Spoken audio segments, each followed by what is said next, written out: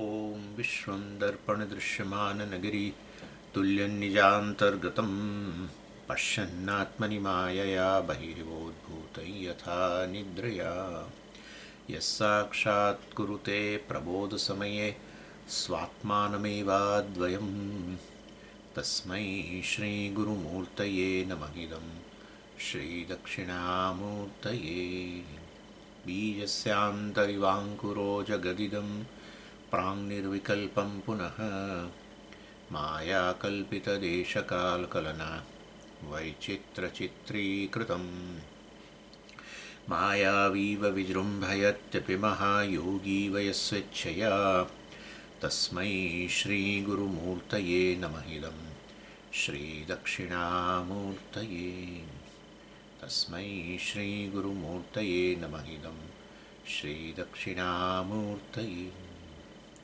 ॐ सहना भवतु सहनौ भुनक्तु सह वीर्यङ्करवावहै तेजस्विनावधीतमस्तु मा विद्विषावहै।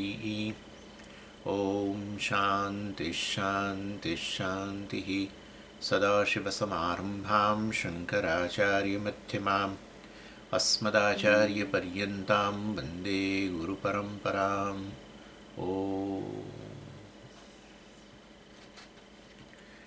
આપણે આઠમો અનુવાક જોતા હતા, એની અંદર આનંદ મીમાંસા આપણે જોઈ અને ભાષ્યકાર કહે છે તદેતત મીમાંસા ફલમ ઉપસંહ્રિયતે સ યશ્ચાયમ પુરુષે વગેરે વગેરે. કે અનુવાકમાં આવ્યું ને સ યશ્ચાયમ પુરુષે યશ્ચા સાવાદિત્યે સ એક સ એવમ વિત એક્સેટ્રા એક્સેટ્રા. એ પાર્ટની ભાષ્યકાર વ્યાખ્યા કરે છે. તદેતત મીમાંસા ફલમ એટલે જે અત્યારે આનંદ મીમાંસાની જે ચર્ચા થઈ, બતાવે ને કે જુદા જુદા યોનિઓમાં જે આનંદ પ્રાપ્ત થાય એમાં ચડિયાત યોનિમાં પહેલાં નીચેની યોનિ કરતાં 100 ગણો વગેરે વગેરે વગેરે.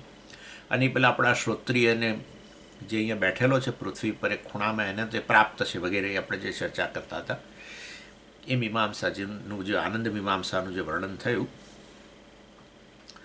એ આનંદ મીમાંસાનો વાસ્તવમાં શું પ્રયોજન હતું. મીમાંસા ફલમ, ફલમ એટલે અહીંયા આપણે પર્પસ, એનો શું ઉપયોગ હતો, એનું પ્રયોજન શું હતું એ બતાવવા માટે કે આનંદ જે છે એ પૂર્ણતાને જ આનંદ કહેવાય છે. કારણ કે જુદી જુદી યોનિઓમાં મળે તે પણ એ તો પહેલાં જ્ઞાનીને જે જાણે છે કે હું પૂર્ણ છું, પરમાત્મા છું, એ જે જાણે છે એની પ્રાપ્ત જ છે. તેનો અર્થ એવો થયો કે વાસ્તવમાં આનંદ પૂર્ણ છે. એટલે જુદી યોનિઓમાં જે તે વિષયોના ઉપભોગથી પ્રાપ્ત થતો જે આનંદ છે એ એને પ્રાપ્ત જ છે એવું કહ્યું. એ બતાવે છે કે વાસ્તવમાં આનંદ તો પૂર્ણ વસ્તુ છે. અને એ અહીંયા એનો ઉપસંહાર કરવામાં આવે છે, ઉપસંહ્રિયતે, એને અહીંયા હવે બતાવવામાં આવે છે. છેલ્લે મીમાંસાનું ફળ જે છે એ આ રીતે અહીંયા બતાવશે. શું?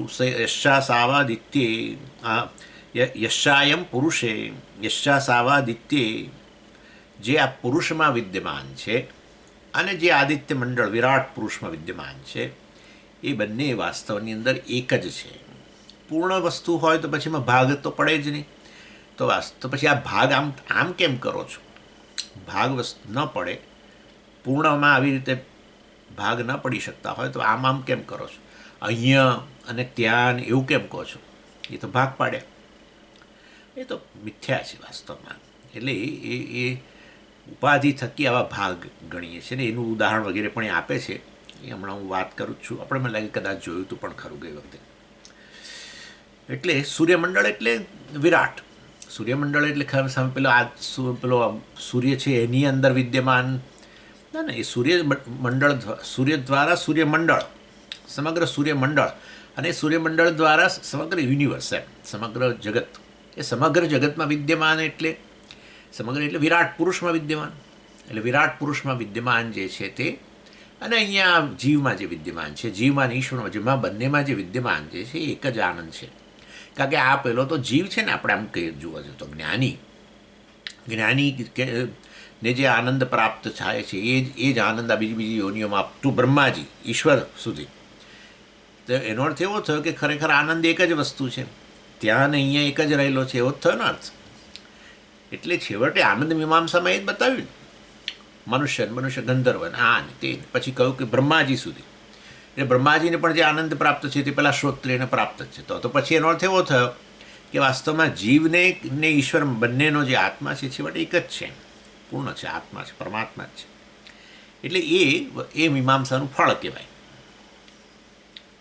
એટલે કહ્યું યહ ગુહાયામ નિહિત પરમે વ્યોમની આકાશાદિ કાર્યમ સૃષ્ટ્વા અન્નમયાંતમ તદેવાનુપ્રવિષ્ટ સહ અય યહ ઇતિ નિર્દિશ્યતે કહ અસૌ અયમ પુરુષે યશ્ચાયમ પુરુષે યહ અયમ પુરુષે, જે આ પુરુષમાં રહેલો છે એ અહીંયા વ્યાખ્યા કરે છે. એટલે સહ એવ યહ ઇતિ નિર્દિશ્યતે, એ જ પરમાત્મા જે છે એનો અહીંયા યહ દ્વારા નિર્દેશ થાય છે. કોણ છે પણ એ યહ એટલે કોણ? ગુહાયામ પરમે વ્યોમની ચિદાકાશે નિહિત, જે વાસ્તવની અંદર અહીંયા બુદ્ધિરૂપી ગુફામાં વિદ્યમાન છે. બુદ્ધિરૂપી ગુફામાં શું વિદ્યમાન છે? બુદ્ધિમાં શું વિદ્યમાન છે? વૃત્તિ વિદ્યમાન છે. કઈ વૃત્તિ? અહમ વૃત્તિ વિદ્યમાન છે. અહમ વૃત્તિ વિદ્યમાન છે એ, અને પાછી ગુફામાં છે. એનો અર્થ એવો થયો કે વાસ્તવમાં અંધકાર રહેલો છે, અજ્ઞાન રહેલું છે. વાસ્તવમાં અહમ વિદ્યમાન થાય છે, પરમાત્મા વિદ્યમાન થાય છે, પરંતુ અહમ રૂપે વિદ્યમાન થાય છે, પરંતુ એ અહમ એટલે પરમાત્મા એવું ખબર નથી રહેતી, કારણ કે ગુફા છે. બુદ્ધિરૂપી ગુફાની અંદર આ વિદ્યમાન છે, અહમ રૂપે જ વિદ્યમાન છે, બીજું કશું જોવાનું જ નથી. અહમનો અર્થ જ પરમાત્મા છે, પરમાત્માનો અર્થ જ અહીંયા અહમ છે, પરંતુ અહીંયા ખ્યાલ નથી, એટલે ગુફા કહ્યું. અને કેવી રીતે અહીંયા વિદ્યમાન છે? કેવી રીતે વિદ્યમાન છે? તો કહે છે આકાશાદિ કાર્યમ અન્નમયાંતમ સૃષ્ટવા, એટલે આકાશથી શરૂ કરીને છેક સ્થૂળ શરીર સુધી બધાનું સર્જન કરીને આવી ગયું ને. તો તસ્માદવા એ તસ્માદ આત્મન આકાશ સંભૂત, આકાશાદ વાયુ વગેરે એમ કરીને આવી ગયું. એટલે આ આકાશ વગેરેનું સર્જન કરીને સ્થૂળ શરીર સુધી બધી જ વસ્તુનું સર્જન કરી, અને જે સર્જન કર્યું એની અંદર એણે પછી પ્રવેશ કર્યો છે. એટલે સ્થૂળ શરીરમાં પ્રવેશ કર્યો. આકાશ વગેરેનું સર્જન કરી છેવટે સ્થૂળ શરીરનું સર્જન આવે. સ્થૂળ શરીર એટલે પાંચે મહાભૂતો છેવટે. એટલે કે સ્થૂળ શરીરનું સર્જન કરીને પછી એમાં પ્રવેશ કર્યો. અને પ્રવેશ કર્યો કઈ રૂપે પ્રવેશ કર્યો? અહમ રૂપે પ્રવેશ કર્યો. તો શરીરમાં ક્યાં? કિડનીમાં જ પ્રવેશ કર્યો? ના, બુદ્ધિરૂપી ગુફામાં, અંતઃકરણમાં વિદ્યમાન છે. અહંકાર અહમ રૂપે વિદ્યમાન છે, અંતઃકરણમાં અભિવ્યક્ત થયો. એટલે એ દ્વારા તો આ ચેતન શરીર ચેતનવંતું બની ગયું. એટલે જીવ રૂપે વિદ્યમાન થયો. જીવ રૂપે વિદ્યમાન એટલે કારણ કે ખબર નથી, મારું સ્વરૂપ મને ખબર નથી, એટલે પછી વાસ્તવમાં હું મારી જાતને જીવ કહું, અહંકાર કહું. જ્યાં વિદ્યમાન થયો એને અહમ કહું. શેમાં વિદ્યમાન થયો? શરીરમાં તો ખરો, પરંતુ ક્યાં? બુદ્ધિરૂપી ગુફામાં. તો બુદ્ધિને અહમ કહું. બુદ્ધિને અહમ કહેવું કે અંતઃકરણને અહમ કહેવું, એનામાં જ અહંકાર આપણે જોઈ ગયા નૈષ્કર્મ્ય સિદ્ધિમાં. એટલે અહંકાર રૂપે વિદ્યમાન છે, અહંકાર રૂપે ઉપલબ્ધ છે, જીવ રૂપે ઉપલબ્ધ છે. અને પછી એ જીવ રૂપે વ્યવહાર કરે છે. પણ વાસ્તવમાં છે કોણ? એ તો બ્રહ્મ છે, પરમાત્મા છે, પૂર્ણ છે, એમ કે છે. એટલે આકાશાદિ કાર્યમ અન્નમયાંતમ સૃષ્ટવા તત્સૃષ્ટમ એવ અનુપ્રવિશત, એમાં એણે પ્રવેશ કર્યો. એટલે અહીંયા બધું ગણી લેવાનું. આકાશાદિ કાર્યમ એટલે પાછું એમાં સ્થૂળ ને સૂક્ષ્મમાં છે ને, તમે જોજો ત્યાં એવો ભાગ નથી પાડ્યો કે સૂક્ષ્મ મહાભૂતોનું સર્જન કર્યું પછી સ્થૂળનું સર્જન, એવું કશું નથી. આકાશનું સર્જન કર્યું એટલે આપણે અહીંયા ત્યાં સ્થૂળ સૂક્ષ્મ બંને લઈ લેવાનું. આકાશમાંથી વાયુ વગેરેનું સર્જન કર્યું ત્યાં સ્થૂળ સૂક્ષ્મ બંને લઈ લેવાનું. એટલે પાંચે પાંચ તન્માત્રાઓ, અને પછી એમાંથી સ્થૂળીકરણ વગેરે પંચીકરણ વગેરે દ્વારા એ ગણી લેવાનું. પાંચે મહાભૂતો સૂક્ષ્મ અને સ્થૂળ બધું ગણી લેવાનું.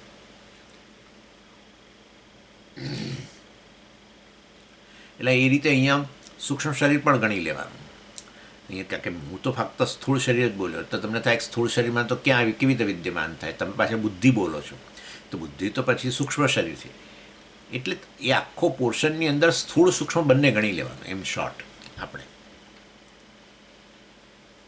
કારણ કે એવો પ્રકારનો ભાગ શ્રુતિ પાડતું નથી ત્યાં. આ બ્રહ્મ જે વાસ્તવમાં આત્મા છે એમાંથી આકાશનું સર્જન થયું એમ કરીને શરૂઆત કરી, ત્યારે આપણે ત્યાં જ સૂક્ષ્મ અને સ્થૂળ બંને ગણવાનું, અને પછી સૂક્ષ્મ મહાભૂતોમાંથી સૂક્ષ્મ શરીર, સ્થૂળ મહાભૂતોમાંથી સ્થૂળ શરીર.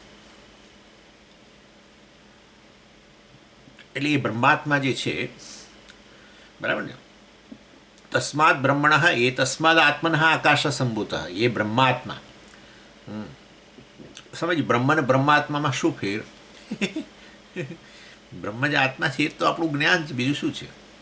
સમજ, એ બ્રહ્મને અહમમાં શું ફેર? કોઈ ફેર નહીં.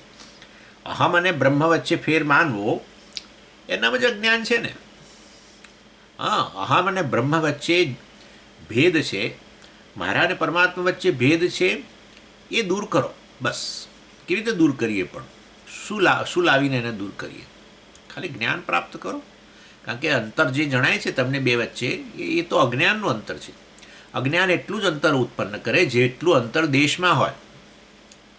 દેશમાં અંતર છે ને, અજ્ઞાન એવું જ અંતર ઉત્પન્ન કરે. એવું એટલે એવું જ. એટલે અહીંયાથી અહીં ઉપર ગયા અને જો ખબર ના રહી કે અહીં ઉપર છે, તો ખોવાઈ ગયા. જો આપણે શોધીએ છીએ ક્યાં, અહીંયા શોધતા હોય તો મળી જ જાય ને બીજી ક્ષણમાં. ના, અહીંયા હશે, ત્યાં પડ્યા હશે. જોયું, છે અજ્ઞાનનું અંતર, અહીંયા છે પણ ખબર નથી. તો હવે અંતર જાણે કે દેશનું ઉત્પન્ન થઈ ગયું. એટલે આવું નવું કાળનું અંતર ઉત્પન્ન થાય. એટલે અજ્ઞાન એટલું જ એવું જ અંતર ઉત્પન્ન કરે જેવું દેશમાં અંતર હોય, સ્પેસમાં હોય, એવી રીતે. એટલે એ દૃષ્ટિએ વાસ્તવની અંદર અહીંયા પુરુષમાં વિદ્યમાન, અહીંયા અહમ રૂપે જે વિદ્યમાન છે અને એ જ પરમાત્મા છે. એનો અર્થ એવો થયો કે એ શ્રોત્રિય માટે જે પ્રત્યક્ષ છે એ પૂર્ણાત્મા, કે હું પૂર્ણ છું, પરમાત્મા છું, એ તો હંમેશા ઉપલબ્ધ જ છે. જે તે યોનિમાં, જે તે ચડિયાતી યોનિમાં જે આનંદ પ્રાપ્ત થાય છે એ તો ન જાણે કે એક અંશ જ છે. અનુભવની અંદર આવતો આનંદ એ જ વાસ્તવમાં ખરેખર સ્વરૂપ આનંદ છે. પણ અનુભવની અંદર આનંદ જે છે એને આપણે જાણે કે અંશ કહીએ, કારણ કે અનુભવનો આનંદ ક્ષણિક જ હોય છે. એમાં પાછી ડિગ્રી, પ્રિય, મોદ અને પ્રમોદ ને એવું બધું વધતા ઓછું હોય છે ને. ક્યારેક થોડો આનંદ હોય છે, ક્યારેક બહુ જ આનંદમાં હોઈએ છીએ, આવું બધું. ચાલો, એટલે એ પતી ગયું. યશ્ચાયમ પુરુષે પતી ગયું. યશ્ચા સાવાદિત્ય એ સમજાવે છે. ભાષ્યકાર કહે છે, યહ પરમાનંદ શ્રોત્રિય પ્રત્યક્ષ નિર્દિષ્ટ યસ્ય એકદેશમ બ્રહ્માદીની ભૂતાની સુખાર્હાણી ઉપજીવંતી સહ યશ્ચાસૌ આદિત્ય ઇતિ નિર્દિશ્યતે સહ એક ભિન્ન પ્રદેશસ્થ ઘટાકાશ આકાશ એકત્વવત.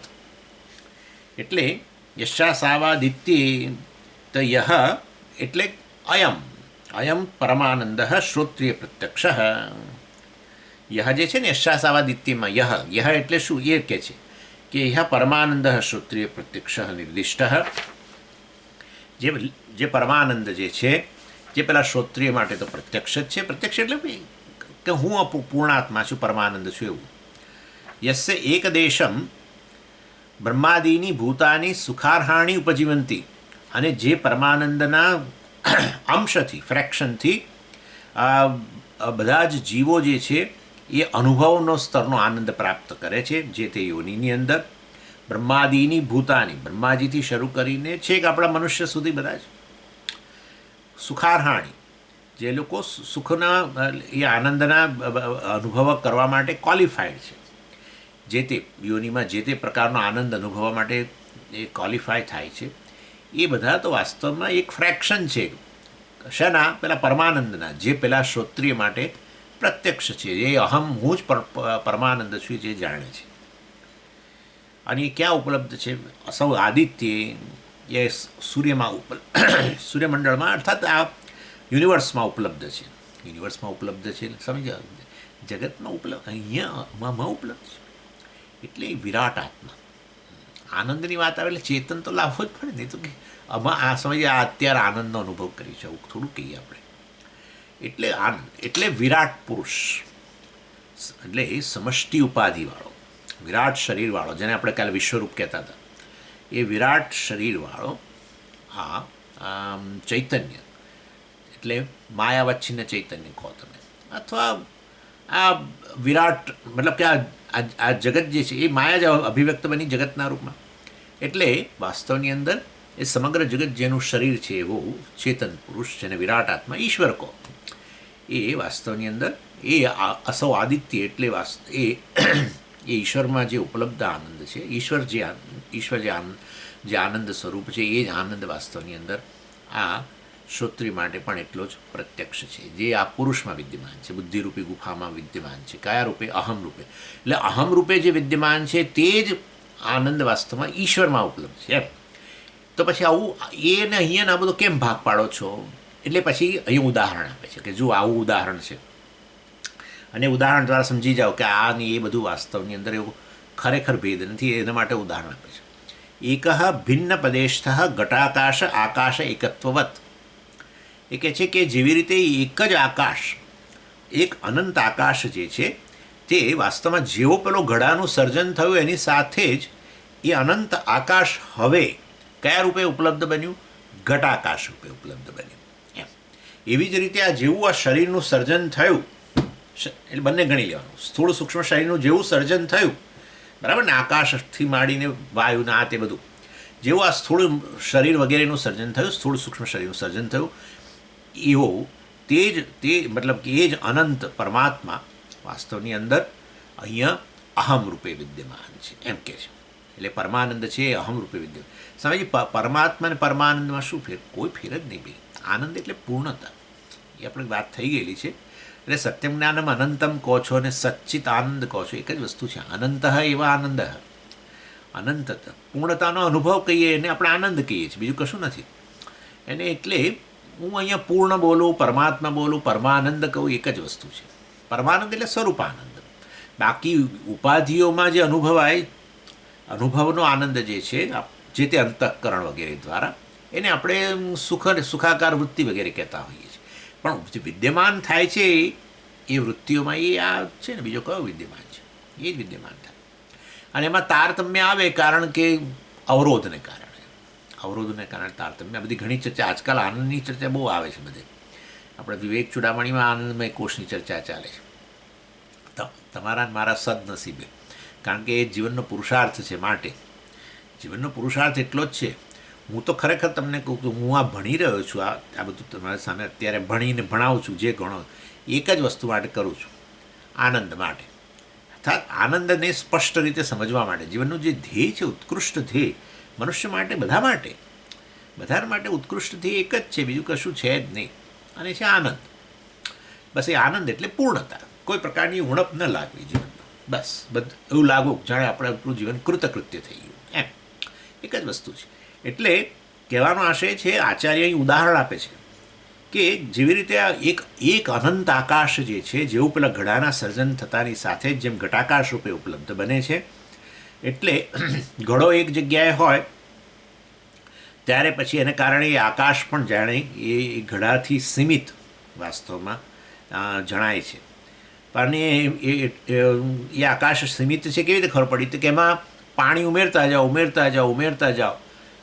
હવે એવી ક્ષણ આવશે કે તમે ઉમેરી નહીં શકો ને તો છલકાઈ જશે. એટલે ઘટાકાશ તો મર્યાદિત છે. તો આપણને થાય કે વાસ્તવમાં આ ઘડાના સર્જનની સાથે જે આકાશ હવે મર્યાદિત થઈ ગયું, ભાગલા પડ્યા અને નાનું અવકાશ અહીંયા ઉપલબ્ધ બન્યું. આપણને તો એવું જ લાગે. પરંતુ ખાલી આટલું જ કરવાનું કે એની સામે જુઓ ત્યારે ઘડાની સામે જોવા કરતાં આકાશની સામે જુઓ. અંદર રહેલું આકાશ છે એના તરફ નજર કરો અને પછી બહાર આમ નજર કરો, બરાબર છે? ઘડાની સામે નહીં, અંદર રહેલા અવકાશમાં, બહાર રહેલા અવકાશમાં. અને પછી કહો કે ખરેખર આકાશમાં ભાગલા પડ્યા છે કે નથી પડ્યા. ખરેખર ઘટાકાશ અને બાહ્યાકાશ નામના બે ભાગ પડ્યા નથી. એક જ અવકાશ અત્યારે પણ ઉપલબ્ધ છે, કોઈ પ્રકારના ભાગ વગર. એટલે એને આકાશનું એકત્વ કહેવાય. સમજી ગયા? અહીંયા પેલું કહે છે, કહ્યું ને, આદિત્ય મંડળમાં વિરાટ પુરુષમાં ઉપલબ્ધ આનંદ અને અહીંયા આનંદ, ઈશ્વરનો આનંદ, અને અહીંયા જે આનંદ જે છે, એમ કરીને જાણે ભાગલા પાડ્યા એ આના જેવા ભાગલા છે. ઘટાકાશ અને મહાકાશ જેવા ભાગલા છે એમ કે છે. એક જ આકાશ એક જ પૂર્ણાત્મા જે છે અહીંયા અંતઃકરણમાં અભિવ્યક્ત બન્યું. જેવું આ શરીર વગેરેનું સર્જન થયું એની સાથે જ અહીંયા અહમના રૂપમાં ઉપલબ્ધ બન્યું, અહંકાર રૂપે ઉપલબ્ધ બન્યું, જીવાત્મા રૂપે ઉપલબ્ધ બન્યું. અને એ જ વાસ્તવમાં ઈશ્વરમાં ઉપલબ્ધ છે, વિરાટ પુરુષમાં ઉપલબ્ધ છે. એટલે ખરેખર ભાગ પડ્યા નથી. અને એ નથી ભાગ પડ્યા એટલે એ જ બતાવવા માટે તો અહીંયા આ સમીકરણ શરૂ કર્યું. યશા સાવાદિત્યે યશાયમ પુરુષે એક, જે આદિત્યમાં મંડળમાં અર્થ વિરાટ પુરુષમાં ઉપલબ્ધ, અને અહીંયા આ શરીરમાં ઉપલબ્ધ, બુદ્ધિરૂપી ગુફામાં ઉપલબ્ધ, અહમ રૂપે ઉપલબ્ધ, અહંકાર રૂપે ઉપલબ્ધ એક જ આત્મા છે.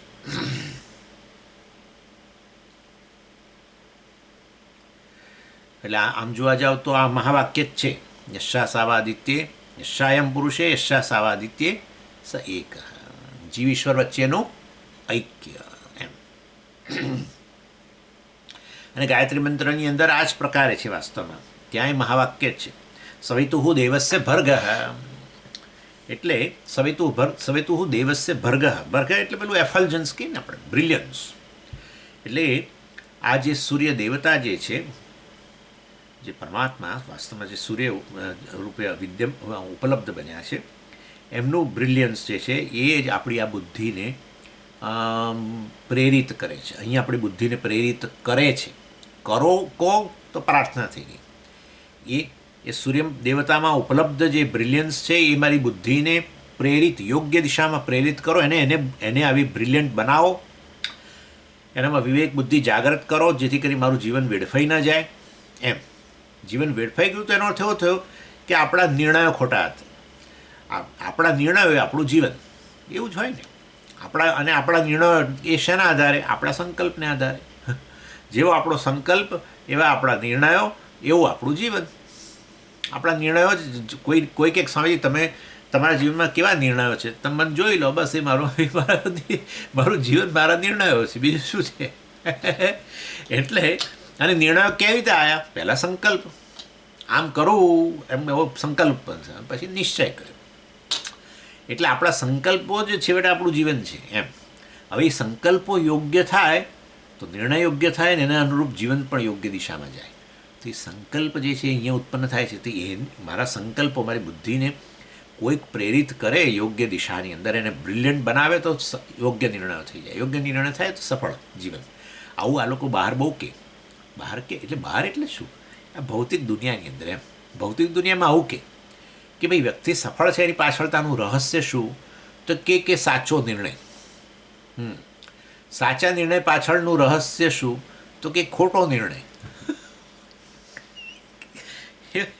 ખરેખર એક જણે એક બહુ ઊંચી પોસ્ટ પર પહોંચેલા એક ભાઈને આવું પૂછવામાં આવેલું તો કે તમે અત્યારે આ પદવી પર પહોંચી ગયા તો એનું કારણ શું?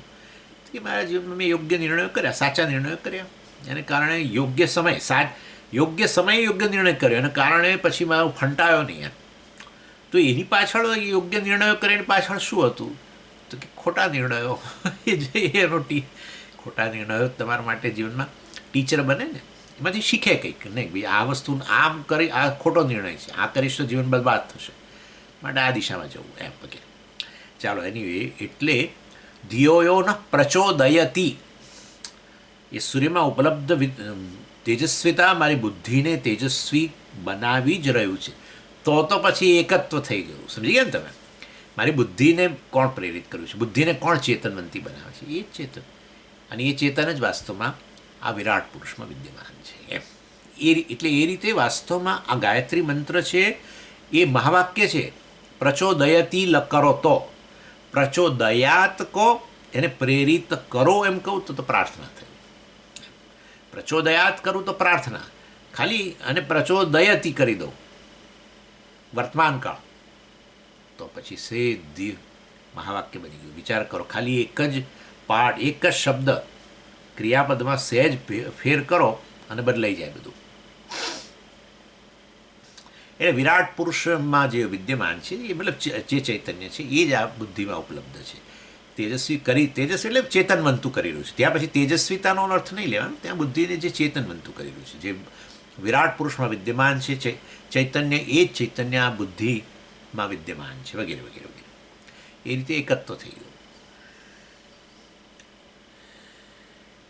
એટલે આનંદ મીમાંસાનું છેવટનું શું છે કન્ક્લુઝન? સ યશ્ચાયમ પુરુષે યશ્ચા સાવાદિત્યે સ એક. એટલે અને એ કોણ છે? એક એટલે પરમાનંદ, જે વિકાર વગરનો. અનુભવનો આનંદ કેવો છે? વિકારી, કારણ કે વૃત્તિ વિકારી છે.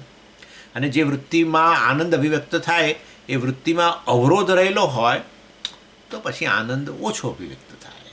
વૃત્તિ તો જાણે પેલો દર્પણ છે, આપણે વાત કરીએ જ છે હંમેશા.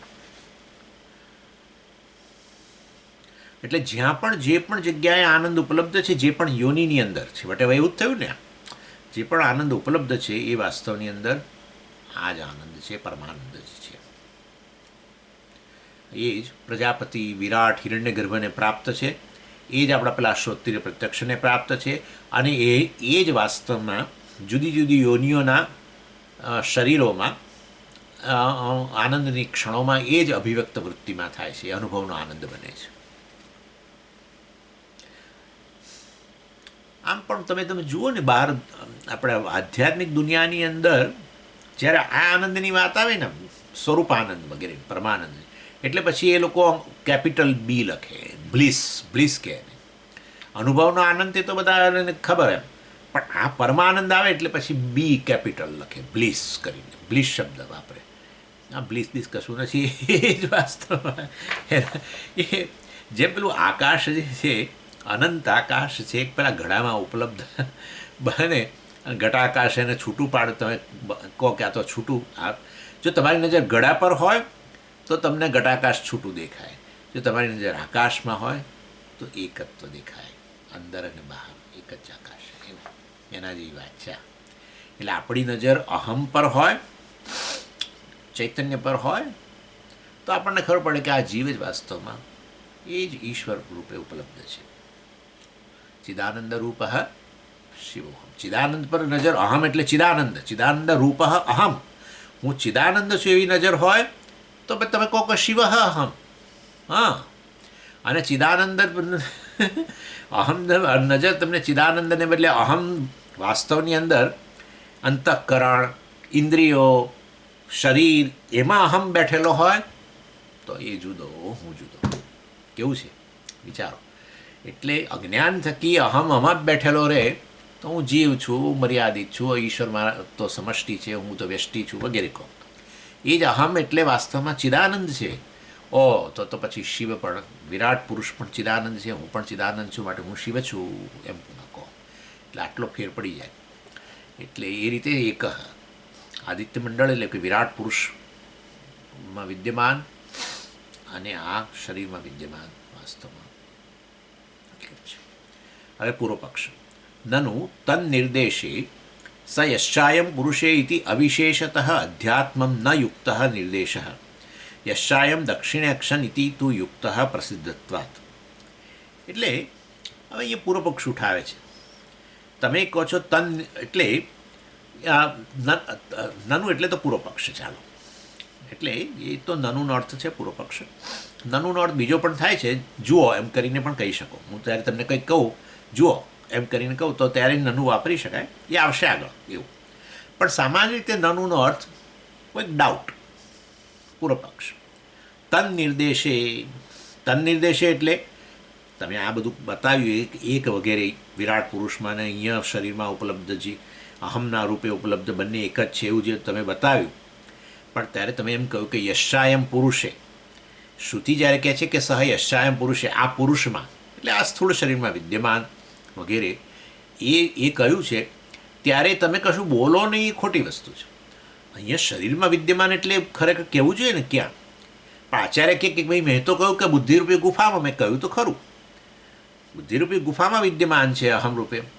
તો કે ના એવું નહીં, તમે ઉપનિષદમાં જુઓ, ઉપનિષદમાં કહ્યું છે કે આ પુરુષમાં વિદ્યમાન એ પરમાત્મા, આ પુરુષમાં એટલે કે અહીંયા વિદ્યમાન, આ શરીરમાં વિદ્યમાન જે પરમાત્મા છે એનું સ્થાન બતાવ્યું છે ઉપનિષદમાં.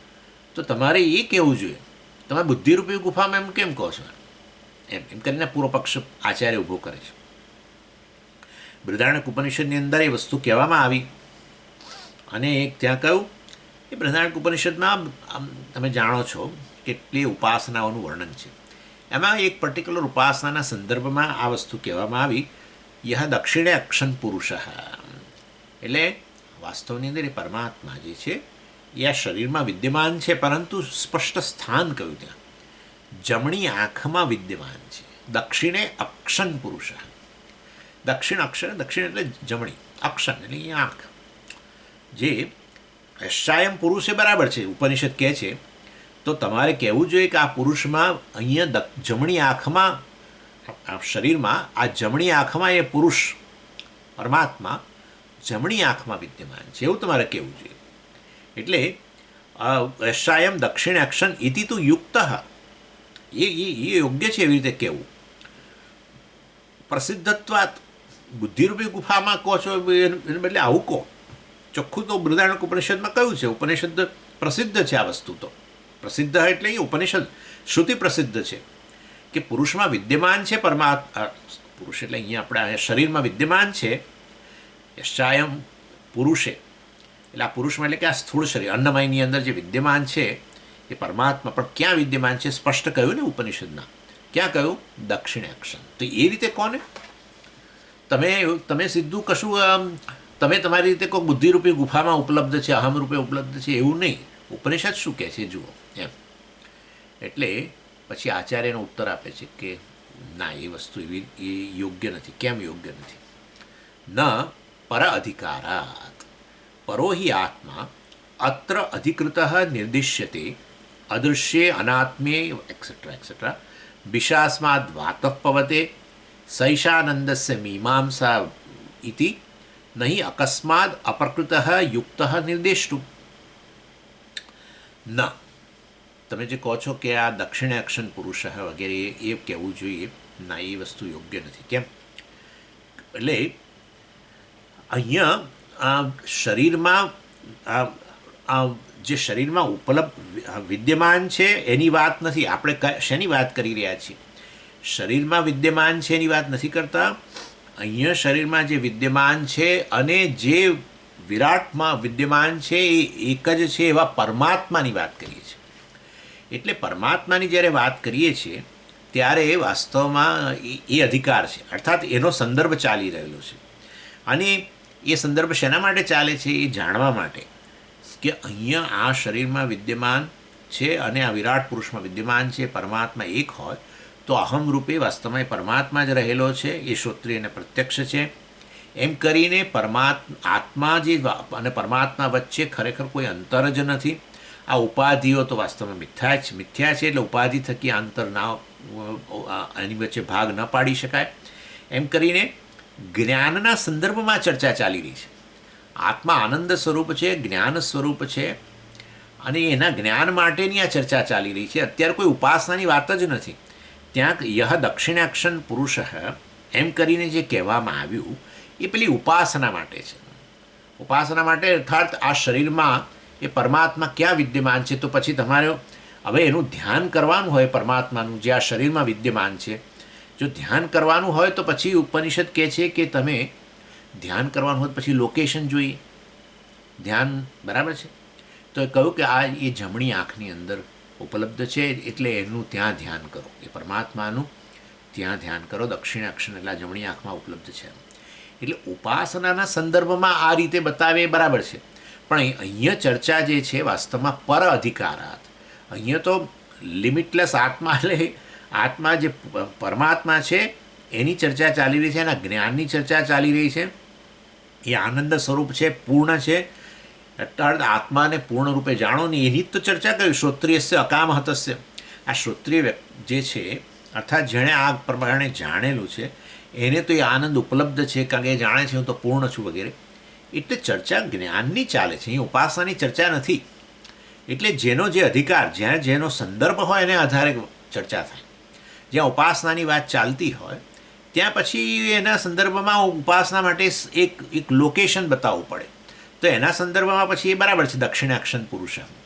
હવે એ પરમાત્મા જે અનંત હોય એ અહીંયા ઉપલબ્ધ છે આ જમણી આંખની અંદર, એ કઈ રીતે એનું જ્ઞાન થાય? એટલે વાસ્તવમાં એ તો પરમાત્માનું ધ્યાન કરવાનું હોય તો પછી કંઈક તમને કંઈક આ જમણી આંખમાં ધ્યાન કરો. એટલે અને પણ અહીંયા આવી જ્ઞાનની ચર્ચા ચાલે છે એવું તમે કેવી રીતે કહી શકો? જુઓ, અદૃશ્ય અનાત્મે, બરાબર ને? અદૃશ્ય અનાત્મે પછી શું કહ્યું આગળ? અનિરુક્તે અનિલયને અભયમ પ્રતિષ્ઠામ વિંદતે. હા, આ જ્ઞાની જે છે વાસ્તવ આપણે જોઈ ગયા છે આ બધી વસ્તુ, આગળ આવી ગયું તો અભયમ પ્રતિષ્ઠામ વિંદતે. આ જ્ઞાની જે આત્માને આવો જાણે છે, પરમાત્મા રૂપે જાણે છે, એ અભયમાં પ્રતિષ્ઠિત થઈ જાય છે. જ્ઞાનની વાત છે. ઉપાસનાની અંદર આ પ્રકારે તો અંતર રહેવાનું છે. ઉપાસનામાં તો તમે અધ્યારોપ કરો છો. જમણી આંખમાં ઉપલબ્ધ જે છે એ પરમાત્મા છે, એવો તે અધ્યારોપ કરો છો. ઉપાસનામાં અધ્યારોપ હોય, હંમેશા ઉપાસનામાં અધ્યારોપ હોય. જેવું નિકૃષ્ટ વસ્તુની ઉત્કૃષ્ટ વસ્ત્વારોપ ધ્યાનમ.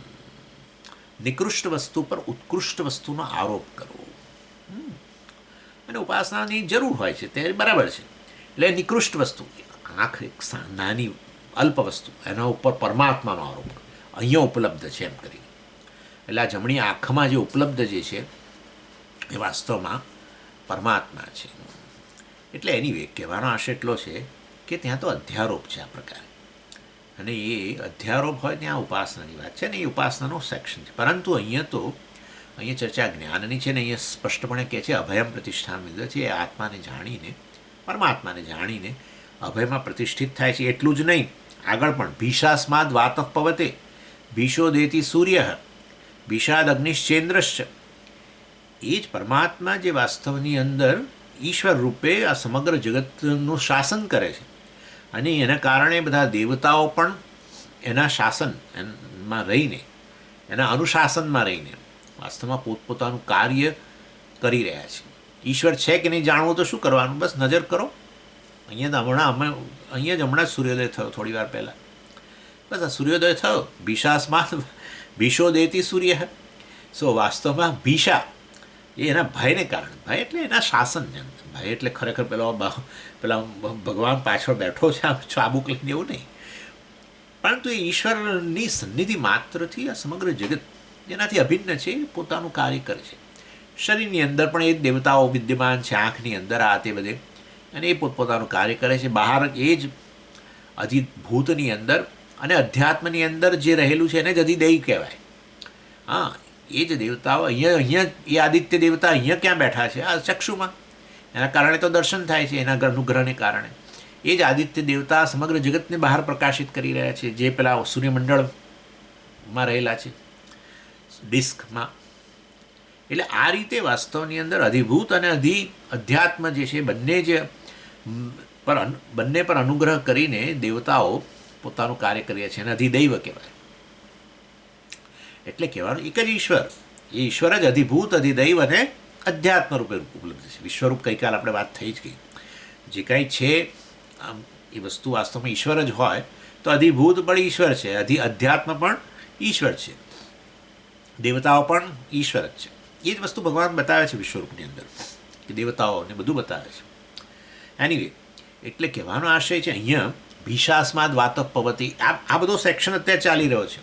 અભયમ પ્રતિષ્ઠામ વિંદતે, એ આત્માને ઈશ્વર સાથેનો દ્વૈત હોય તો વાસ્તવની અંદર તમને અભયતામાં પ્રતિષ્ઠા કેવી રીતે મળે? અભયતામાં પ્રતિષ્ઠામાં જે અહીંયા છે એ જ ઈશ્વરમાં ઉપલબ્ધ છે. એ ઐક્ય જ્ઞાનનો પ્રશ્ન છે. એટલે અહીંયા તો જ્ઞાનની ચર્ચા છે. ત્યારે પછી આ દક્ષિણ અક્ષન પુરુષ જમણી આંખમાં એ પરમાત્મા રહેલો છે, તો ધ્યાન માટે કહ્યું, અને ઉપાસના સંદર્ભમાં છે. અહીંયા જ્ઞાનની ચર્ચા છે. અને એટલું જ નહીં, પછી હવે અહીંયા આનંદ મીમાંસામાં શેની વાત છે? આનંદ મીમાંસામાં સ્પષ્ટપણે આ જ પરમાત્માની વાત છે, જે આનંદ સ્વરૂપ છે, એની જ વાત છે. એટલે માટે અને એ જ તો બતાવ્યું કે એ જ આનંદ વાસ્તવમાં જુદી જુદી ડિગ્રીમાં જુદી જુદી યોનિઓમાં જે ઉપલબ્ધ બને છે, એ આનંદ સ્વરૂપ આત્માનો જાણે કે ફ્રેક્શન છે. અને માટે અહીંયા ક્યાંય આખી ચર્ચાની અંદર વાસ્તવમાં કોઈ જગ્યાએ ઉપાસનાની વાત નથી. અને માટે અહીંયા બૃહદારણ્યકમાંથી ઉઠાવીને સીધું અહીંયા યશાયમ પુરુષે, આ પુરુષ એટલે કે આ અન્નમયની અંદર ઉપલબ્ધ છે, તો તમારે કહી દેવું જોઈએ. ભલે તૈતિરીયમાં ન કહ્યું, પણ બૃહદારણ્યકમાં કહ્યું છે કે એ અહીંયા પુરુષ એટલે કે આ અન્નમયની અંદર શરીરમાં ઉપલબ્ધ જે છે, ત્યાં કંઈક દક્ષિણ જમણી આંખમાં ઉપલબ્ધ છે પરમાત્મા. આવું આપણે કહી દેવું જોઈએ ના. એ તો ઉપાસના સંદર્ભમાં છે. અહીંયા ઉપાસનાનો કોઈ ચર્ચા જ નથી. બ્રહ્મવિદ આપનોતી પરમ. બ્રહ્મનું ધ્યાન કરનારો પરમને પ્રાપ્ત ન કરે, બ્રહ્મને જાણનારો. પરમનો અર્થ છે પરમ પુરુષાર્થ. મર્યાદાઓમાંથી મુક્તિ, સંસારમાંથી મુક્તિ તો ત્યારે જ થાય જ્યારે હું અને પરમાત્મા એક હોઈએ, નહીં તો કેવી રીતે થાય? ધ્યાન કરો ત્યારે હજુ તમે ઈશ્વર તમારાથી જુદો જ છે એવું જ માનો ને, તો જ તો ધ્યાન કરો. એક જગ્યાએ પછી એના પર અધ્યારોપ કરો. એટલે ધ્યાનથી તમને ઉપાસક હોય તો એ ઉપાસક જ રહે. ઈશ્વરની ઉપાસના જીવનભર કર્યા પછી પોતે પોતાને જીવ જ માને, ઉપાસક કે ચાલો ને. હા, ઈશ્વરની સન્નિધિ અનુભવે. હા, કારણ કે સતત ઉપાસના કરવાને કારણે એ ઈશ્વરની હાજરી અનુભવે, બધું બરાબર. પણ હું ઈશ્વર છું એવું તો ન જ બોલે ને. એ તો અજ્ઞાનને કારણે જ આ ભેદ પડેલો છે. અને અજ્ઞાન નિવૃત્તિ જ્ઞાનથી જ થાય. માટે વાસ્તવની અંદર બ્રહ્મવિદ આપનોથી પરમથી માંડીને બધું જે અત્યાર સુધી ચર્ચા ચાલી છે બધી જ્ઞાનના સંદર્ભમાં ચર્ચા છે. અને માટે અને સ્પષ્ટપણે ત્યાં જ કહ્યું કે ક્યાં રહેલો છે એ બ્રહ્મ, ક્યાં રહેલું છે? યો વેદ નિહિતમ ગુહાયામ પરમે વ્યોમન. એ જ્યાં બુદ્ધિરૂપી ગુફામાં બેઠેલો છે, અહમ રૂપે વિદ્યમાન થયો છે વગેરે. અને માટે અમે જે અર્થ કર્યો છે બરાબર છે. જમણી આંખની અંદર એ વાત નથી. એ બૃહદારણ્યક ઉપનિષદની અંદર એ તો ઉપાસનાના સંદર્ભમાં છે. એટલે અહીંયા આચાર્ય કહે છે નહીં અકસ્માત અપ્રકૃત યુક્ત નિર્દેષ્ટુમ. અપ્રકૃત અકસ્માત નિર્દેષ્ટુમ નહીં યુક્ત. જો એક નિયમ કહી દે છે અહીંયા કે એ વસ્તુ યોગ્ય નથી. શું? કે જે અપ્રકૃત હોય, જેનો સંદર્ભ જ ના હોય, એ વસ્તુને અહીંયા લઈ આવીને એનો નિર્દેશ થઈ રહ્યો છે એવું કહેવું એ કોઈ રીતે યોગ્ય નથી. જેનો સંદર્ભ જ્યાં ન હોય ત્યાં એ વસ્તુનો ઉલ્લેખ કરવો યોગ્ય નથી. ન્યુક્લિયર ફિઝિક્સનો ક્લાસ ચાલતો હોય અને ત્યાં પછી હોમ સાયન્સની વાતો કરવામાં આવી સીધી કે હોમ સાયન્સની અંદર આવી વસ્તુઓ છે ફલાણી, તો એ થાય કે આ હમણાં છે ને ચર્ચા ચાલતી, આ એકદમ જ શું બદલાઈ ગયું? એટલે જ્ઞાનની આટલી બધી ચર્ચા ચાલી રહી છે આ દ્વિતીય અધ્યાયના શરૂઆતથી બ્રહ્મવિદ આપનોથી પરમથી. આ ચર્ચા બ્રહ્માનંદ વલ્લીની ચર્ચામાં સતત બધે જ્ઞાનની ચર્ચા હતી. હવે સડનલી તમે આમ કહો કે આ જમણી આંખમાં ઉપલબ્ધ છે એમ કરીને તમે ઉપાસનાની વાત કરવા માંડો, એ યોગ્ય નથી. પર અધિકાર પરાત્મા એટલે પરમાત્મા જે છે એ જ અહીંયા સબ્જેક્ટ મેટર છે અને એ જ જ્ઞાનનો વિષય છે. અને એને પેલા પુરુષમાં જમણી આંખમાં ઉપલબ્ધ છે એની સાથે એને મતલબ નથી. અને એ તો ત્યાં ધ્યાન માટે કહ્યું છે. એ પરમાત્મા હોય એની પછી અહીંયા જ ઉપલબ્ધ હોય આવું કેવી રીતે હોય? અહીંયા ઉપલબ્ધ કેવો હોય? દાખલા તરીકે સમજીએ તો જમણી આંખ એટલે આ સ્થૂળ વસ્તુ નહીં. અહીંયા પેલો જે ચેતન ઉપલબ્ધ, આંખ દ્વારા જોનારો ચેતન જરૂર, પરંતુ ઉપાધિથી મર્યાદિત એવો થઈ ગયો ને. અને વાત શેની ચાલે છે? પરમાત્માની, જે અનંત છે એની વાત ચાલે છે. આ તો આપણે શેના જેવી વાત છે? અનંત આકાશ હોય ને એની ચર્ચા ચાલતી હોય ને એકદમ જ કહીએ કે જો એ જ વાસ્તવમાં આમાં ઘડામાં રહેલું છે એમ તમે કહો બરાબર છે. પણ એ ઘટાકાશને વાસ્તવમાં તમે પછી એ આકાશને મર્યાદિત માનીને પછી એની વાત કરવા માંડો, એના જેવી વસ્તુ છે. કહેવાનો આશય એવો છે જો ઘડારૂપી ઉપાધિ પર ધ્યાન હોય તો જ પછી આપણે ઘટાકાશ આપણા માટે સત્ય બને. આકાશ પર નજર હોય તો પછી તમારા માટે આવો ઘટાકાશ અને મહાકાશ નામના ભાગલા કોઈ પડે જ નહીં. એની વાત છે. પરમાત્મ વિજ્ઞાનમ ચ વિવક્ષિતમ તસ્માત પરઃ એવ નિર્દિશ્યતે સહ એક ઇતિ. એટલે કે છે પરમાત્મા જ્ઞાનમ વિવક્ષિતમ. મેં હમણાં તમને કહ્યું ને બ્રહ્મવિદ આપનોથી પરમ, ત્યાંથી લઈને એ વસ્તુ જે પરમ એટલે મોક્ષ અથવા ઉત્કૃષ્ટ, એ જે છે શેના થકી પ્રાપ્ત થાય? બ્રહ્મવિદ, બ્રહ્મને જાણનારો. હે ને? બ્રહ્મ જાનાતી ઇતિ બ્રહ્મવિદ. બ્રહ્મને જાણનારો જે છે એ વાસ્તવમાં આવું પરમ પુરુષાર્થ પ્રાપ્ત કરે છે. અને એ જ્ઞાન કેવું છે? પણ હું બ્રહ્માત્મા છું તે જ, બીજું શું? હું બ્રહ્માત્મા છું એ જ્ઞાન છે. એનાથી જ એ પરમને પ્રાપ્ત કરે છે. પરમના જ્ઞાનથી પરમને પ્રાપ્તિ થાય છે. અને પરમના જ્ઞાનથી પરમની પ્રાપ્તિ ના થાય. સમજી, ક્લિપના જ્ઞાનથી હું ક્લિપ છું કોઈ દિવસ ના બોલાય. બરાબર છે, બરાબર જ છે. પરંતુ એ બ્રહ્મ જ આત્મા રૂપે રહ્યો છે. કેવી રીતે ખબર પડી? કહ્યું કે સત્યમ જ્ઞાનમ અનંતમ બ્રહ્મ. કહ્યું બ્રહ્મવિદ એટલે શું? તો એ ભાગ પાડ્યા. બ્રહ્મ પહેલાં તો બ્રહ્મ એટલે શું? સત્યમ જ્ઞાનમ અનંતમ બ્રહ્મ. એને જાણવું એટલે શું? બ્રહ્મવિદ. એને જાણવું એટલે શું? બ્રહ્મ જ્ઞાન કેવું? યો વેદ નિહિતમ ગુહાયા પરમે વ્યોમ. એ બુદ્ધિરૂપી ગુફામાં જ અહીંયા એ બ્રહ્મ બેઠેલું છે, ઉપલબ્ધ બન્યું છે. તો તો બ્રહ્મરૂપી બ્રહ્મા અહીંયા કેવી રીતે ઉપલબ્ધ બને? અહમ રૂપે. એટલે હું બ્રહ્માત્મા છું એ જાણવાથી પરમ પુરુષાર્થ સિદ્ધ થાય. સામાન્ય રીતે કોઈ વસ્તુ જાણવાથી તમે પૂર્ણ ના બની જાઓ, પણ એ પૂર્ણ વસ્તુ વાસ્તવમાં ખરેખર તમે જ હોવ અને ન જાણતા હો અને તમે તમારી જાતને અપૂર્ણ કહેતા હો, તો એ અજ્ઞાનની નિવૃત્તિ વગેરેથી એ વસ્તુ તમે જાણો. એટલે પરમાત્મ જ્ઞાનમ વિવક્ષિતમ. અહીંયા તો પરમાત્મ જ્ઞાનની વિવક્ષા રહેલી છે. શ્રુતિને કહેવાની, શ્રુતિ શેનો નિર્દેશ કરવાની ઈચ્છા રાખે છે? પરમાત્મ જ્ઞાન. તસ્માત પરઃ એવ નિર્દિશ્યતે સહ એક. માટે એક યશાયમ પુરુષે યશાસાવાદિત્ય સ એક દ્વારા એ પરમાત્માનો નિર્દેશ થાય છે. અહીંયા બાય ધ વે એક સહેજ પેલી વાત છે કે ઘણીવાર એવું આવે છે કે આ જ્ઞાનને તમે જાણો એમ કરીને, એટલે હવે એમ થાય જ્ઞાનને જાણો એવું કેવી રીતે? વિચિત્ર લાગે જરા. આ વસ્તુ ક્યાં આવી છે? ભગવદ્ ગીતાની અંદર 4થા અધ્યાયના 33મા શ્લોકમાં એમાં કહ્યું, સર્વમ ખલ્વિદમ પાર્થ જ્ઞાની પરિસમાપ્યતે. એટલે સર્વમ કર્માખિલમ, આ બધા જ કર્મો, અખિલ કર્મો જે છે એની સમાપ્તિ, પરિસમાપ્તિ ક્યાં થઈ જાય? જ્ઞાનમાં થઈ જાય એમ કહ્યું. અને તરત જ 34મા શ્લોકમાં કહ્યું, તદ્વિદ્ધિ પ્રણિપાતિને, તેને જાણ. તેને એટલે આગલા 33માં કહ્યું છે એનો નિર્દેશ થાય છે.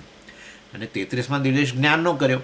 સર્વમ કર્માખિલમ પાર્થ જ્ઞાની પરિસમાપ્યતે, જ્ઞાનમાં બધી સમાપ્ત થાય છે. પછી કહ્યું તદ્વિદ્ધિ, એ જ્ઞાનને વિદ્ધિ, જાણ. એટલે જ્ઞાનને જાણ, નો ધ નોલેજ. એટલે શું આ વિચિત્ર છે આ તો. એટલે પછી વાસ્તવમાં આપણે પછી એને સમજાવીએ કે ભલે જાણવું એ છે ને એ સકર્મક છે. સકર્મક આપણે એ ક્રિયાપદ છે.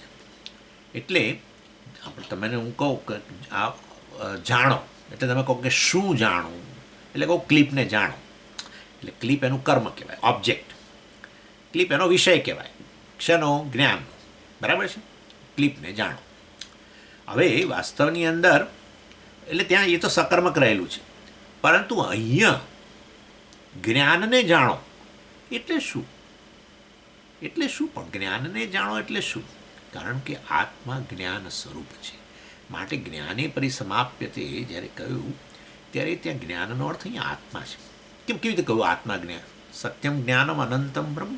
બ્રહ્મ કે આત્મા, તમે ચિત્ત કહો કે આ જ્ઞાન કહો, એક જ વસ્તુ. સચ્ચિત આનંદ કહો તો ચિત્ત એટલે આ જ્ઞાન. એ જ્ઞાન જે છે એ વાસ્તવમાં આત્માનો નિર્દેશ કરે છે. એટલે જ્ઞાનને જાણ થાય આત્માને જાણ, એ કહેવાનો અહીંયા અર્થ છે.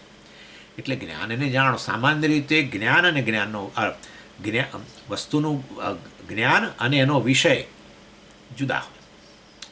જેમ કે આ ક્લિપ અને ક્લિપનું જ્ઞાન, બરાબર ને? એ વસ્તુ આપણે સમજી શકીએ. પરંતુ અહીંયા જાણો, અહીંયા જ્ઞાન પ્રાપ્ત કરો. શાનું? જ્ઞાનનું જ્ઞાન પ્રાપ્ત કરો. એટલે આપણે સમજવાનું જ્ઞાન જે છે એ જ્ઞાન જેનો વિષય છે, એટલે કે આત્મા જેનો વિષય છે એવું એનું જ્ઞાન પ્રાપ્ત કરો. આત્મા અને જ્ઞાન વચ્ચે ભેદ નથી.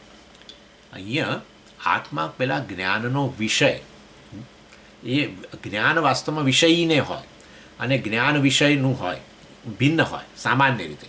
પરંતુ અહીંયા તો એ વસ્તુ છે જ નહીં. અહમ જ વાસ્તવમાં જે જ્ઞાન સ્વરૂપ છે એને જાણવાની વાત છે. એટલે અહીંયા એ તમારે જ્ઞાનને જાણો અર્થાત આત્માને જાણો એ વસ્તુ સમજવાની છે. જ્ઞાન જેનો વિષય એટલે કે આત્મા જેનો વિષય છે એને જાણો. ક્લિપ જેનો વિષય છે એવું જ્ઞાન પ્રાપ્ત કરો, ક્લિપ જ્ઞાન. આત્મજ્ઞાન એટલે શું? આત્માને જાણો. આત્મા તો જ્ઞાન સ્વરૂપ છે, પણ એટલે જ્ઞાનને જાણો. હા, એટલે જ્ઞાન શબ્દ વપરાય આ રીતે ત્યારે જાણવાનું કે આત્મા એનો વિષય છે એ રીતે, એવું જ્ઞાન. આ ખાલી તમારી જાણ માટે તદ્વિદ્ધિ છે કહ્યું ને, ત્યાં પછી તદનો અર્થ જ્ઞાન થાય, કારણ કે આગલા શ્લોકમાં કહ્યું છે ત્યાં 33માં. એટલે પરમાત્મ વિજ્ઞાનમ છે વિવક્ષિતમ, એટલે પરમાત્મ વિજ્ઞાનમ જ વાસ્તવમાં આખું ચેપ્ટર, દ્વિતીય અધ્યાય જ આખો એ બ્રહ્માત્માને જાણવા માટે તો શરૂઆત કરી, બ્રહ્મવેદ આપનોથી પરમ વગેરે કરીને.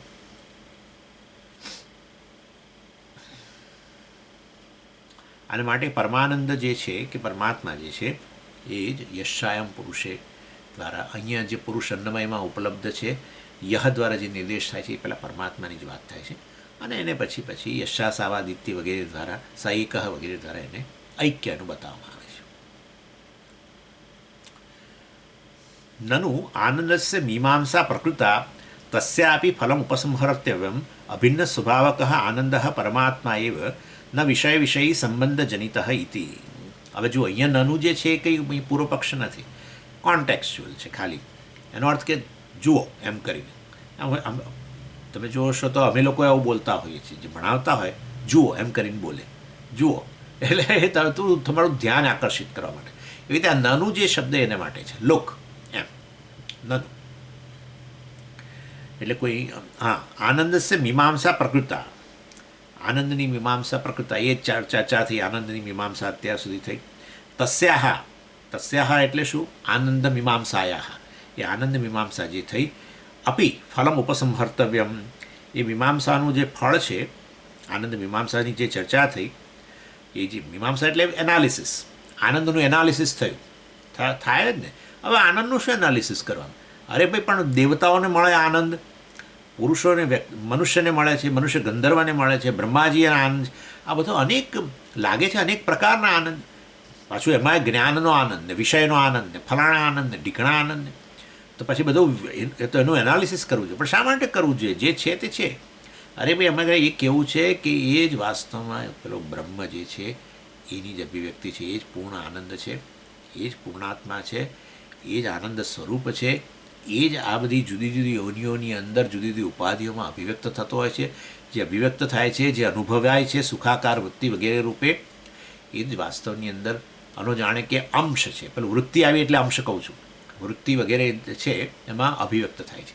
અંશ એટલા માટે મેં કહ્યું કારણ કે વૃત્તિ ક્ષણિક હોય છે, એટલે એ જ પૂર્ણાત્મા વાસ્તવમાં ત્યાં અભિવ્યક્ત થતો હોય છે. એટલે તસ્યાહ અપી ફલમ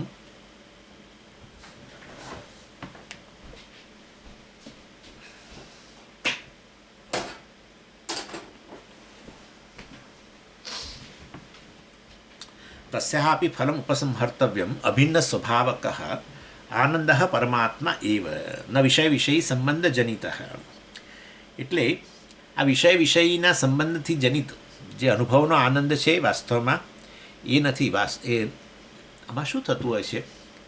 જો વિષય વિષયી વચ્ચે વિષય અથવા વિષયનો આનંદ, ઇન શોર્ટ, હું વિષયી અને હું વિષયનો આનંદ પ્રાપ્ત કરું એમ કરીને આમ ભાગલા પડે. પણ એ ભાગલા જે છે ને બહુ મિથ્યા ભાગલા છે. કેવી રીતે મિથ્યા ભાગલા છે? જે વિષય તમારી અંદર, વિષયની અંદર આ એક ઉણપ ઉત્પન્ન કરે ને એટલે ભાગલા પડે, બાકી ના પડે.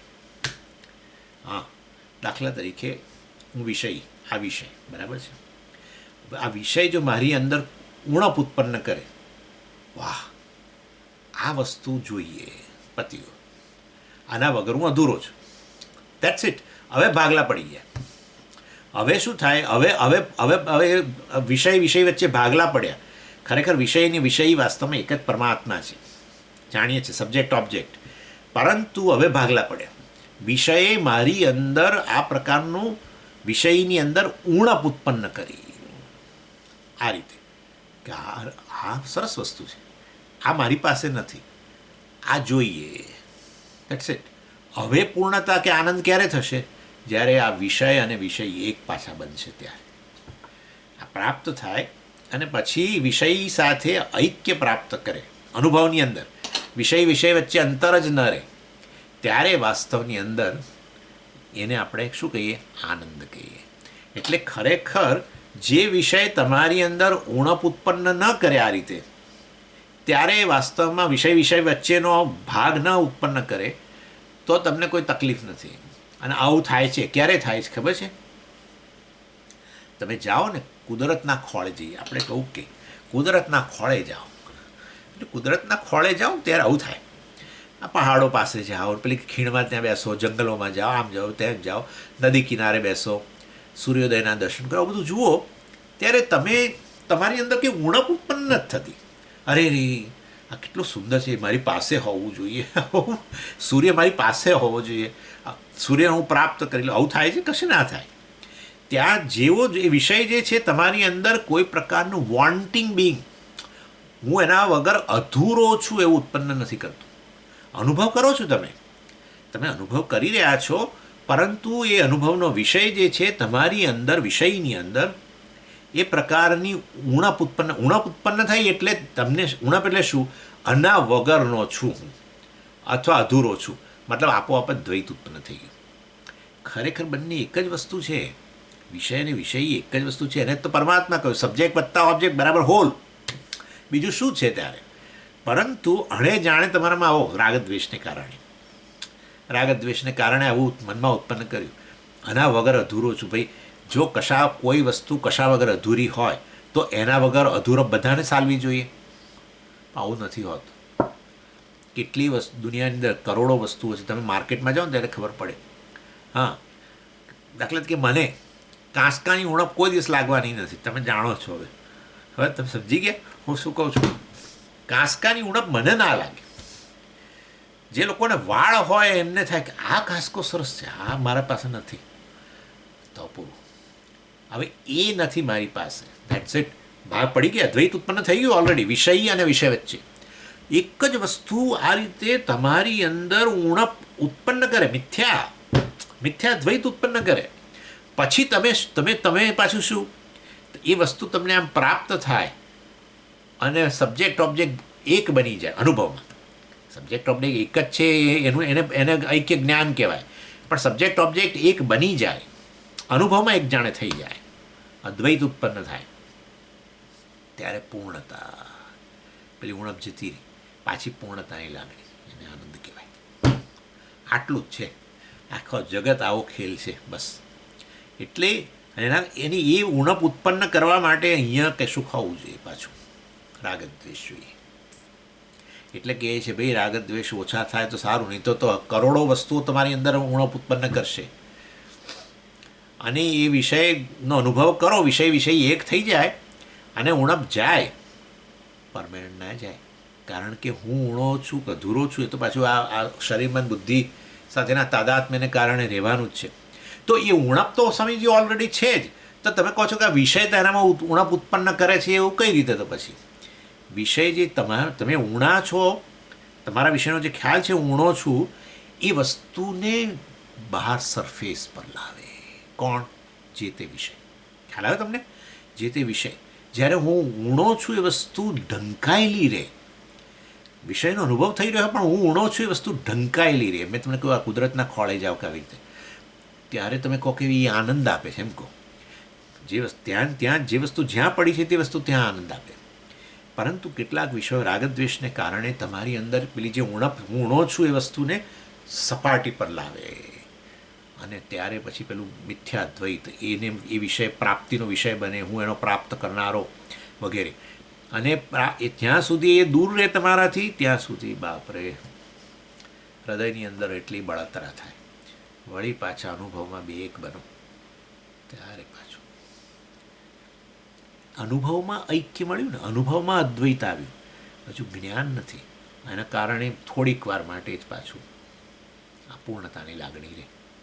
વળી પાછું નવો હવે વિષય. આવું છે. જ્ઞાન પ્રાપ્તિ કરી લો કે આ વિષય અને વિષય રૂપે તો હું જ રહેલો છું, પૂર્ણ છું. બસ તો પછી શું હોય? આનંદ સ્વરૂપ છું. ખ્યાલ આવ્યો? આવું છે એની. એટલે આચાર્ય કેવું સરસ કહ્યું, તસ્યાહ અપી ફલમ ઉપસંહર્તવ્યમ અભિન્ન સ્વભાવક આનંદ પરમાત્મા એવ ન વિષય સંબંધ જનિત. એટલે વાસ્તવની અંદર એ કે વિષય સંબંધથી જનિત પરમાનંદ નથી. વિષય એટલે કે અનુભવનો આનંદ જે છે એની અહીંયા વાત નથી. પરમાનંદ જ વાસ્તવની અંદર આ વિષયના સુખના રૂપે અનુભવાતો હોય છે વગેરે. અને માટે એ તો સ્વરૂપની અહીંયા તો વાત થઈ રહી છે. એ સંબંધ વિષયના સંબંધથી ઉત્પન્ન થાય છે, આનંદની વાત ચાલી રહી છે અહીંયા. ના, અહીંયા તો આ પરમાત્મા જે આનંદ સ્વરૂપ છે, પૂર્ણ છે, જેની જ અભિવ્યક્તિ આ વિષય સુખ વગેરેમાં થતી હોય છે, એની અહીંયા વાત ચાલી રહી છે. એનીવે પછી આગળ બીજું પાછું આવશે, ચર્ચા એની કરીશું. ઓમ પૂર્ણમદ પૂર્ણમિદમ પૂર્ણાત પૂર્ણમુદચ્યતે પૂર્ણસ્ય પૂર્ણમાદાય પૂર્ણમેવાવશિષ્યતે. ઓમ શાંતિ શાંતિ શાંતિ. હરિ ઓમ શ્રી ગુરુભ્યો નમઃ. હરિ ઓમ.